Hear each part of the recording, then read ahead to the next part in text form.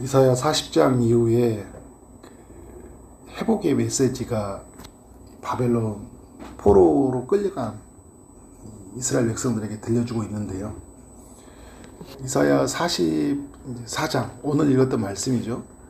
오늘 말씀에 보면 이 포로로 끌려간 백성들을 향한 또 위로의 메시지가 있고요. 또 우상을 숭배하는 사람들의 이야기가 있고, 그리고 이스라엘의 이제 회복에 관한 이야기를 우리에게 들려주고 있습니다. 우리는 이미 성취되어진 이야기 속에 살고 있잖아요.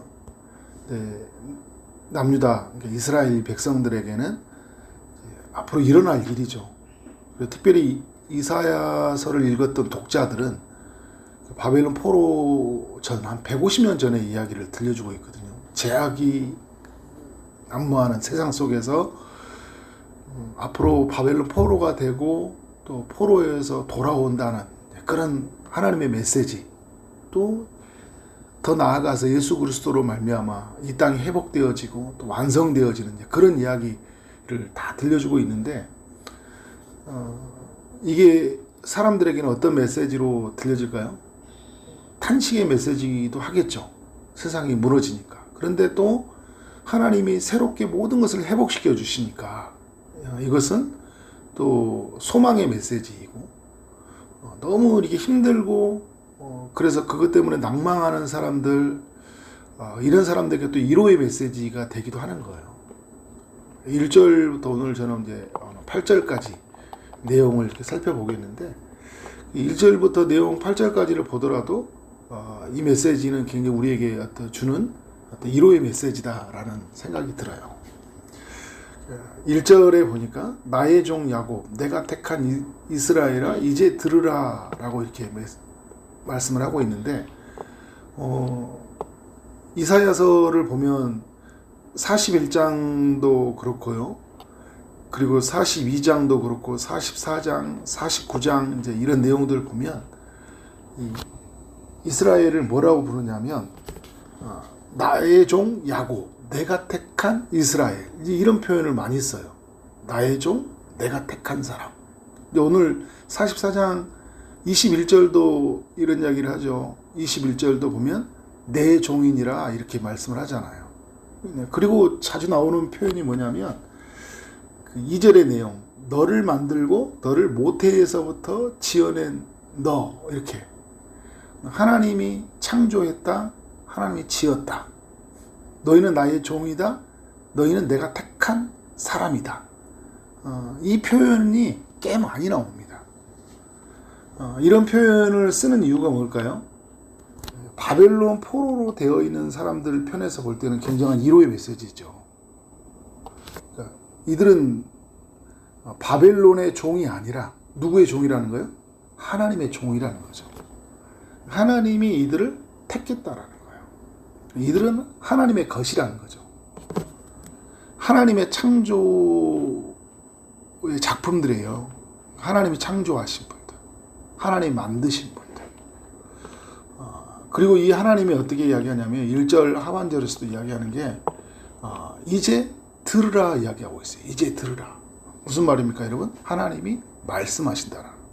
근데 2절에 보니까 그 말씀하신 하나님이 너를 도와줄 여호와가 이같이 말하노라. 뭐요? 도와주겠다는 거예요. 도와주겠다.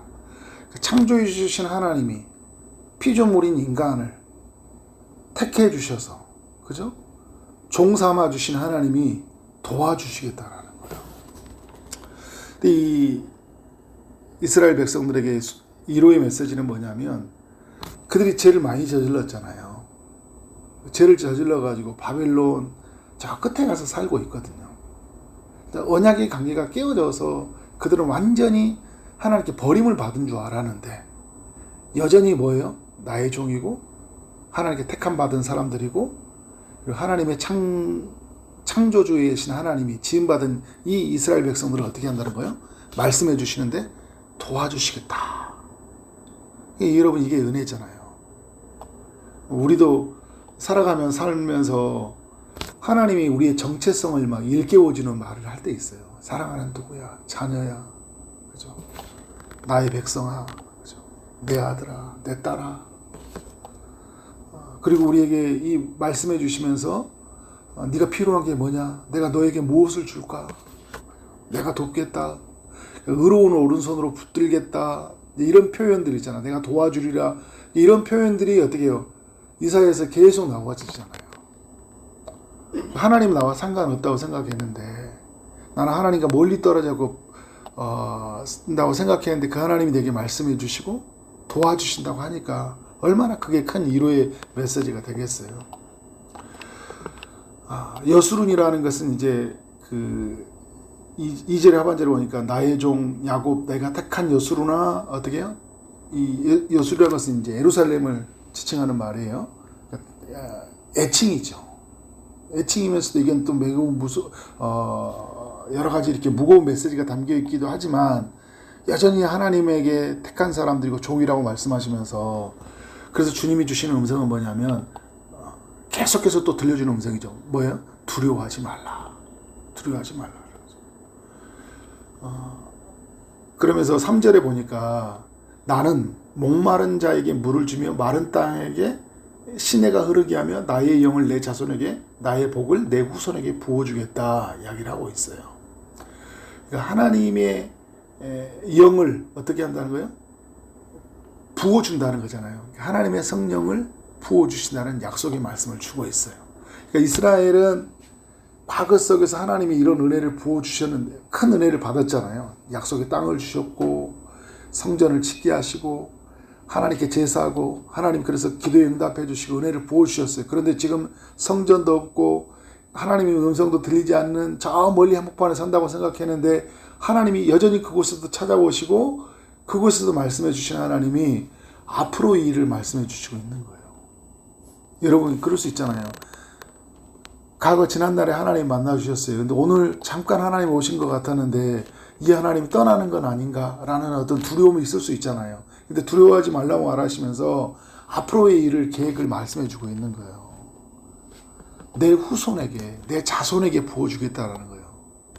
미래에 대한 소망을 주고 있잖아요. 그런데 하나님의 영을 부어주시는데 그 영을 부어주는데 목마른 자에게 물을 주준다라는 것은 무슨 말이에요? 목마르지 않는 물, 마른 땅에 시내가 흐르게 한다는 것은 무슨 말이에요? 계속적으로 하나님께서 은혜를 부어주신다는 거예요. 하나님의 영으로 말미암아. 이건 바로 예수 그리스도가 이 땅에 오시는 날을 이야기해주고 있는 거죠. 그래서 4절에 보니까 그들이 풀 가운데에서 솟아나기를 시냇가의 버들같이 할 것이니라. 모든 것이 어떻게 회복되어지는 세상, 사막에서 그죠? 광야에서 그곳에서 물이 흐르는 세상, 그래서 그것에서 꽃이 피는 세상, 열매 맺는 세상, 모든 것이 다시 새롭게 소생되어지는 세상을 맞이하게 해준다는 하나님의 약속을 주고 있는 거예요. 그러니까 미래에 대한 하나님의 주신 이 약속이 있을 때 어떻게 해요? 이게 큰 기쁨이 되고 큰 위로가 되죠. 지금은 광야에 있고 지금은 저 땅 끝에 있고 모퉁이에 있고 너무 힘든 순간에 있지만 하나님이 이런 일을 행하신다고 하니까 그것만큼 큰 기쁨이 없는 거예요. 5절에 보니까 하나님의 영으로 부어짐으로 말미암아요. 무엇이 회복되냐? 어떤 자신의 어떤 정체성이 회복되어진다는 이야기를 해주고 있어요. 나는 여호와께 속하였다 할 것이요. 하나님 안에 있는 나를 어떻게 하냐면 사람들 앞에서 자랑하는 거예요. 여러분 지금 이 바벨론의 포로로 끌려가 있을 때 이들은 지금 누구에게 속해 있는 것 같아요? 바벨론에 속해 있는 것 같잖아요. 바벨론의 종 같잖아요. 자기 정체성이 되게 모호하다고요. 죄로 끌려온 사람이잖아요. 징계를 받고 있거든요. 그런데 뭐라고 합니까? 나는 여호와께 속하였다. 또 한 사람은 이렇게 해요. 야곱의 이름으로 자기를 부를 것이며 언약의 백성이라는 야곱의 이름이라는 것은 나는 언약 백성이다라는 거예요. 나는 하나님과 언약이 맺어진 사람이야. 좀 더 쉽게 말하면 나는 하나님과 결혼한 사람이야. 나는 하나님의 신부야 라고 이야기하는 거예요. 또 다른 사람은 자기가 여호와께 속하였음을 그의 손으로 기록하고 이스라엘 이름으로 존귀 여김을 받은다 이야기하고 있어요. 그러니까 고대 근동에서 자기의 몸에 뭔가를 새긴다는 것은요, 어떤 곳에 소속되어 있다라는 걸 보여주면서 그 소속되게 하는 대상에게 충성한다, 이런 의미를 가지고 있거든요. 그러니까 여러분, 어떤 의미예요? 이제 오늘날 우리로 해석한다면 나는 하나님의 사람입니다 라는 것을 어떻게 사람들 앞에서 분명하게 자기 입장을 이야기한다라는 거예요. 그래서 이스라엘의 이름으로 종기 여길 것이니라 라고 이야기하고 있어요.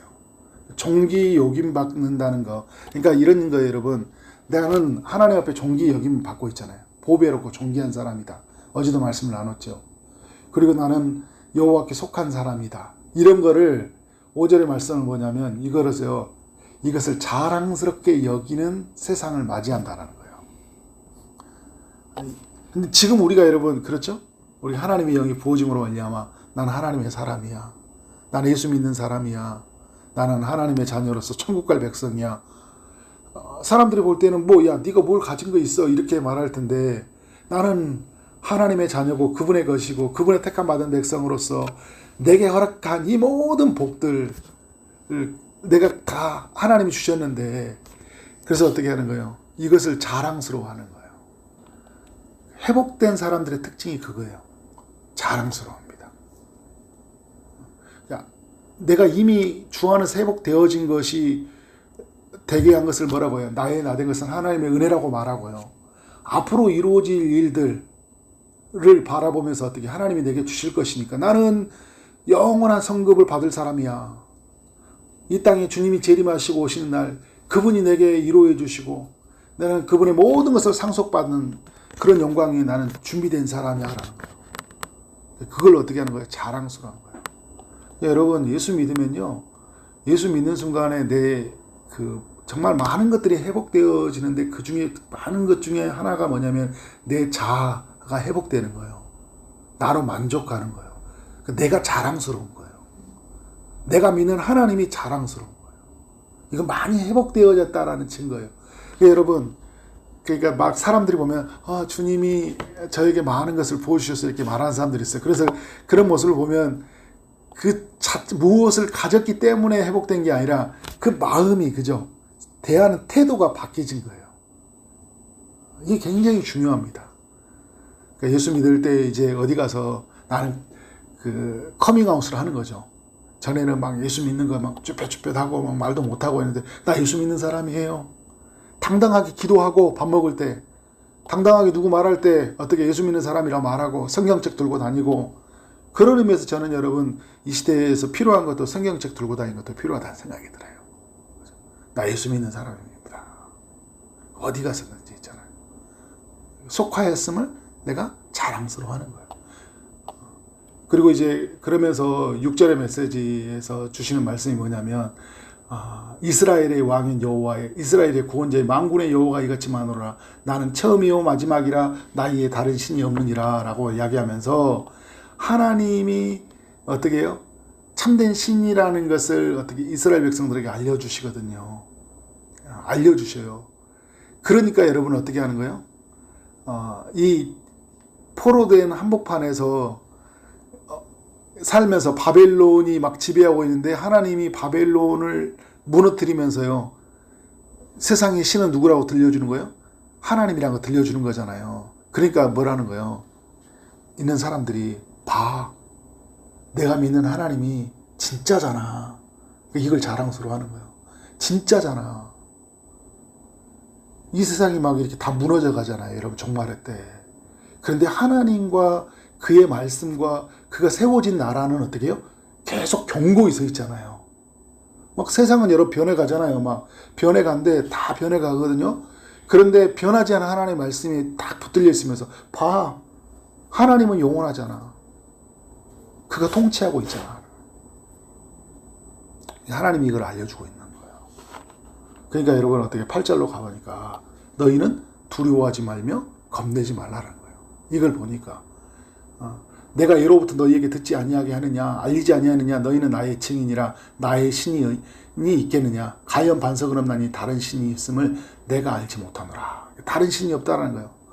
하나님밖에 없다라는 거예요. 그러니까 두려워하지 말라는 거예요. 놀라지 말라는 거예요. 이 사실에 감격하라는 거예요. 이것을 자랑스러워하라는 거예요. 내가 하나님의 종이 됐고 하나님의 택함받은 사람이 되었고 나에게 말씀하시고 그가 나를 돕는 것을 최고의 기쁨으로 여기고 이것을 자랑하고 이것을 증인이라고 하잖아요. 이것을 알리라는 거예요. 이것이 우리가 이 땅에 사는 삶이에요. 근데 여러분, 이것을 알려주는 이야기는 이스라엘 백성에게 너무 큰 위로의 소식이고 그잖아요. 왜냐하면 내가 믿는 하나님이 진짜고 내가 하나님께 얻은 것이 가장 소중하고 가치 있는 것을 아는 거니까. 그러니까 여러분, 살면서 내가 헛움을 판다, 헛된 것을 믿는다는 것처럼 허망한 게 어디 있어요.